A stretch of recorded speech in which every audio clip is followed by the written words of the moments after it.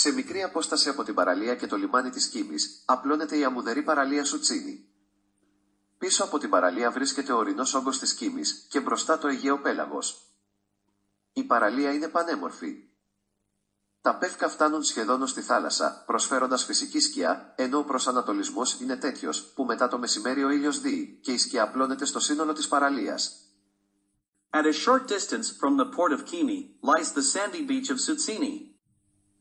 Behind the beach is the massif of Kimi, and in front the Aegean Sea. The beach is beautiful. The pine trees reach almost to the sea, offering natural shade, while the orientation is such that afternoon the sun sets, and the shade spreads over the entire beach. Μέρος της παραλίας καλύπτεται από εντυπωσιακές σχιστολιθικές πλάκες. Part of the beach is covered by impressive slate slabs.